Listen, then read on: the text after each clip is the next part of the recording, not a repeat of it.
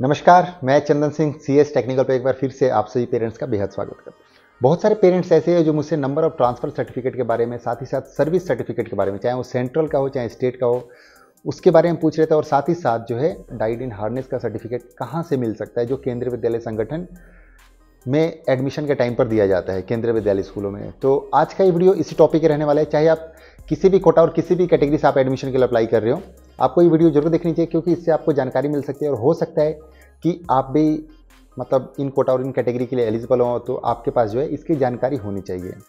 क्योंकि अगर आपके पास सही जानकारी होगी, सही फॉर्मेट होगा, तो आप आसानी से अपने डिपार्टमेंट से जो है इसका फॉर्मेट बनवा करके और इसमें अपने डिटेल्स भर के और इजीली बनवा सकते हैं सर्टिफिकेट्स वगैरह को, डिटेल्स वगैरह को।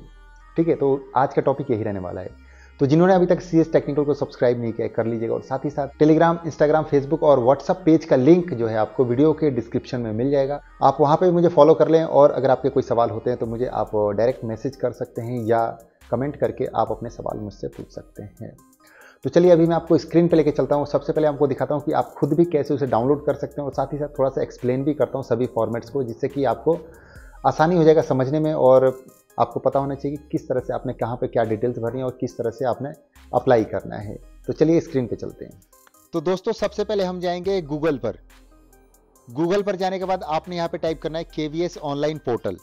केवीएस ऑनलाइन पोर्टल आप टाइप करेंगे तो सबसे ऊपर ऐसे आ जाएगा। तो यहाँ पर अगर ये समथिंग में रॉन्ग आता है, क्योंकि अभी क्या है कि केवीएस ऑनलाइन पोर्टल का जो है टेस्टिंग का काम चल रहा है, तो आपने दोबारा से रिफ्रेश करना है। तो यहाँ पर कुछ इस तरह से पेज खुल करके आ जाएगा। तो जब सबसे देखेंगे आप, यहाँ पर राइट साइड में 3 लाइंस दिख रहे होंगे आपको, ये ऑप्शन का होता है एक्चुअल में। तो आपने इस पर क्लिक करना है। जब आप इस पर क्लिक करेंगे तो यहाँ पर देखिए पहले नंबर पे होम, दूसरा help desk, register, login, instruction, और जो 5वें नंबर पे परफॉर्मा डॉक्यूमेंट सैंपल, आपको ये वाला दिख रहा होगा, इस पर आपने क्लिक करना है।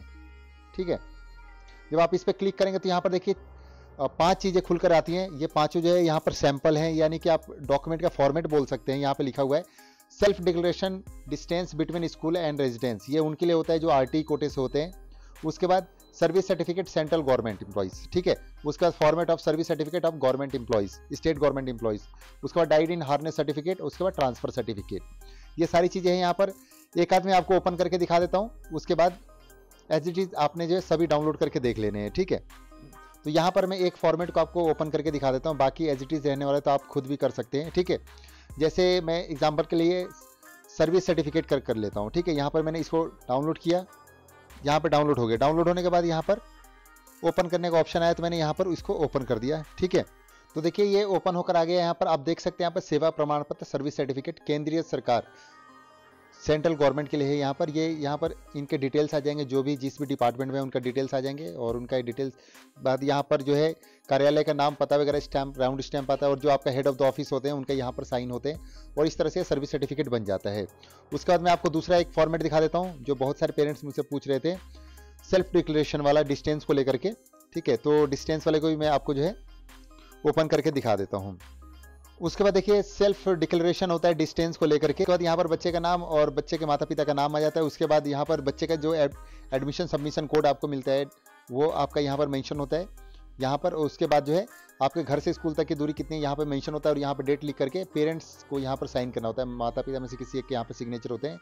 ये पेरेंट्स को जो है ये फॉर्म जो है आपको जब एडमिशन लिस्ट में नाम आ जाएगा और स्कूल से जो आपको एडमिशन फॉर्म मिलेगा, तो उसी में आपको ये फॉर्म मिल जाता है। सबसे लास्ट वाला जो होता है उसी पे आपको भर करके सबमिट करना होता है।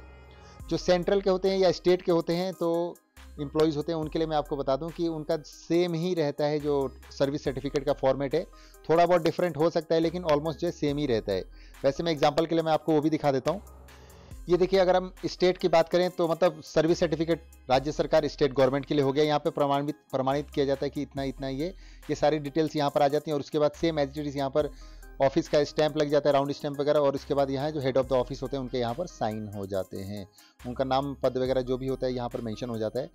तो इस तरह से जो है आपको सर्विस सर्टिफिकेट बनाना है। और नंबर ऑफ ट्रांसफर के सर्टिफिकेट्स के लिए भी एग्जांपल के लिए मैं आपको दिखा देता हूँ, क्योंकि बहुत सारे parents number of transfer certificate को लेकर के पूछ रहे थे, तो मैं आपको वो भी दिखा देता हूँ, जिससे कि आपके डाउट्स क्लियर हो जाएँ कि किस तरह से बनेगा।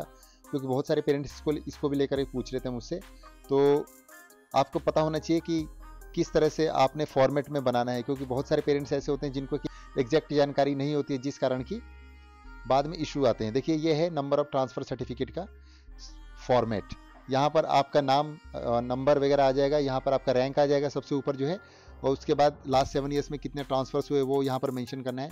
और ये देखिए यहाँ पर लिखा है 31/3/2023, तो इस साल का जब ये फॉर्मेट अभी अपलोड होगा तो वहाँ पर ये 31 मार्च 2024 हो जाएगा इसकी जगह पे, ठीक है। उसके बाद यहाँ पर कौन से स्थान से कितने तारीख को आपने ज्वाइन किया, उसके बाद वहाँ से कब आप आउट हो रहे हैं, कहाँ पे जा रहे हैं आप, कितने महीने वहाँ पर रुके हैं, ये सारी चीज़ें आती हैं। और दोनों के बीच में डिस्टेंस कितना था ये आता है। और उसके बाद ऑर्डर, ट्रांसफर ऑर्डर नंबर आ जाता है, या जो आर्मी एयरफोर्स में उनका मूवमेंट ऑर्डर वगैरह होता है उस पर जो उनका लेटर नंबर होता है वो यहाँ पर आ जाता है, ठीक है। उसके बाद जो है यहाँ पर डेट आ जाता है और स्थान आ जाता है। उसके बाद यहाँ पर माता पिता के हस्ताक्षर, जो भी पेरेंट्स जॉब में है उनका आ जाता है। उसके बाद डिपार्टमेंट के द्वारा जो है सेम एज इट इज़ यहाँ पर भरा जाता है, जो भी इसको काउंटर साइन करते हैं जो उनका यहाँ पर नाम वगैरह सब आ जाता है, रैंक आ जाता है, और यहाँ पर उनके स्टैम्प वगैरह आ जाते हैं, राउंड स्टैम्प।